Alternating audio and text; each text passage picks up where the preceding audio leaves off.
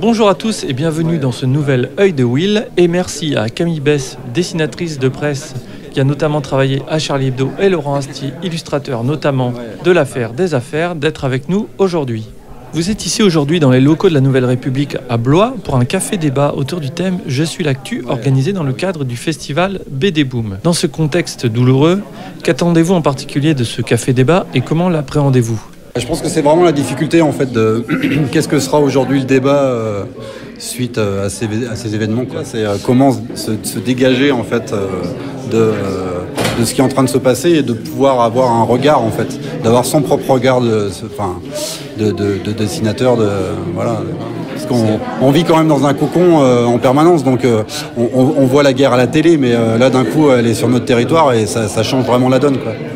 Alors justement, vous venez avec une envie pédagogique, un message particulier à faire passer ? Alors oui, la pédagogie, c'est important. Depuis janvier, alors je parle pour moi, je ne sais pas ce qu'il en est pour mes petits camarades, la pédagogie, c'est devenu très important. Moi, je sais que je suis souvent appelée par des établissements scolaires pour faire de la pédagogie, pour parler de liberté d'expression, de droit au blasphème, C'est quoi notre métier de dessinateur de presse ? Essayer de lever les incompréhensions, créer un dialogue, c'est vachement important. Alors justement, que pensez-vous de cette action menée par la Nouvelle République qui a ouvert son site internet aux 17-25 ans afin qu'ils dessinent sur l'actualité ?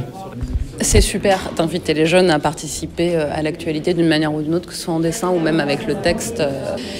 Il faut inviter les plus jeunes à lire la presse, à participer à la presse, à se rendre compte que c'est important, que ça fait partie de la liberté, pas que de la liberté d'expression, de la liberté en général.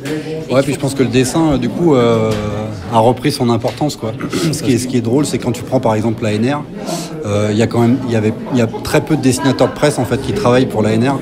Il y a très peu de dessins de presse. Et d'un coup, en fait, l'ANR avait envie en fait de voir revenir justement cette manière d'appréhender les choses. C'est ça qui était intéressant. Et vous pensez que des vocations sont en train de se créer ? Ouais, ça a peut-être permis aux jeunes en école d'art de se rappeler que ce métier existe. J'espère que ça a créé des vocations chez les dessinateurs. J'espère surtout que ça a donné envie aux journaux de donner de la place au dessin. Parce que c'est un métier impossible. Il y a de moins en moins de journaux qui ouvrent leur page aux dessinateurs et ce serait dommage que ce métier-là meure. On espère en effet que ce métier vivra très longtemps et je tiens pour ma part à dédier cet œil de Will à toutes les victimes de la barbarie humaine.